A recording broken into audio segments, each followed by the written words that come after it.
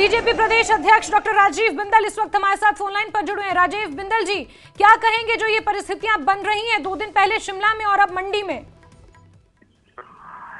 बहुत दुर्भाग्यपूर्ण बात है कि जो समाज में जागृति पैदा करने के लिए घरों से निकले हैं, निहत्थे हैं और सामान्य रूप से वो अपनी बात कहने के लिए प्रदर्शन कर रहे हैं, उनके ऊपर वाटर कैनन का इस्तेमाल करना, लाठीचार्ज करना, ये हिमाचल प्रदेश के इतिहास में पहली बार वाटर कैनन का इस्तेमाल किया जा रहा है। और वर्तमान कांग्रेस की सरकार जहां समाज को और विश्वास देना चाहिए, जहां समाज को विश्वास में लेना चाहिए, उसकी बजाय उनके ऊपर लाठी भांजने में लगी है। लेकिन राजीव बिंदल जी, एक चीज, राजीव जी प्लीज एक चीज मैं यहाँ पर मेंशन करना चाहूंगी। राजीव जी नहीं भांज रहे हैं, हम केवल बल का प्रयोग कर रहे हैं। लेकिन राजीव जी एक सेकंड सर, प्लीज 1 मिनट, आप मेरा सवाल आप भी सुन लें। 1 मिनट सर। जब प्रशासन ने इस बात को स्पष्ट किया था कि यहाँ पर बीएनएस की धारा 163 लागू है, तो फिर उसके बावजूद भी प्रदर्शनकारियों का इस तरह उग्र होना, ये कहाँ का है सर? अब कानून अपने हाथ में ले लेना, ये भी तो जस्टिफाइड नहीं है ना सर। सुनिए, आप उग्र क्यों कह रहे हैं?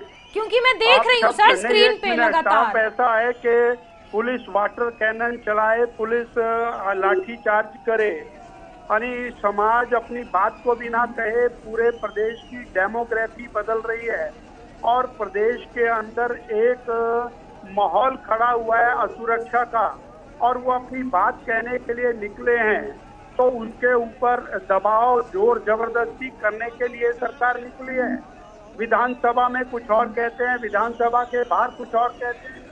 विधानसभा में ये कहते हैं कि यहाँ पर और तरह तरह से लोग बाहर से आ रहे हैं, अनाधिकृत रूप से आ रहे हैं, अनआइडेंटिफाइड लोग आ रहे हैं, रोहिंग्या आ रहे हैं। विधानसभा में कहते हैं, विधानसभा के बाहर आकर के टोन। लेकिन सर राजीव जी, लेकिन ये तो जांच का विषय है ना, ये तो जांच का विषय है। लोग लॉ एंड ऑर्डर अपने हाथ में क्यों ले रहे हैं? लोग इतना उग्र क्यों हो रहे हैं? और मैं इसलिए उग्र कह रही हूँ सर क्योंकि मैं देख रही हूँ ना स्क्रीन पे लगातार। विधानसभा में मंत्री इस बात को बोल रहा है, सामान्य समाज जब सड़कों के ऊपर आता है तो समाज को और सरकार को दोनों को समझने की आवश्यकता है, और सरकार इसमें पूरी तरह से केवल और केवल वोट की राजनीति करने में लगी है।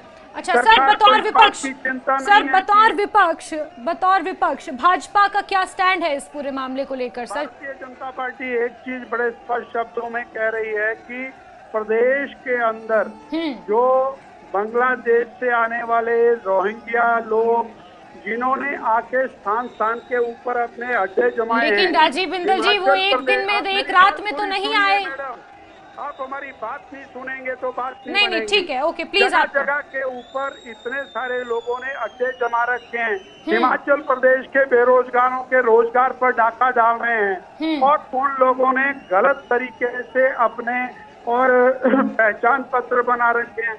पुलिस सब तरफ आइडेंटिफिकेशन की मुहिम चलाए, और मुहिम चला करके जो और आइडेंटिफाई नहीं होते हैं, जिनके कार्ड जो हैं वो दोगले हैं, ऐसे लोगों को और उनके ऊपर कार्रवाई करे कानून के अनुसार।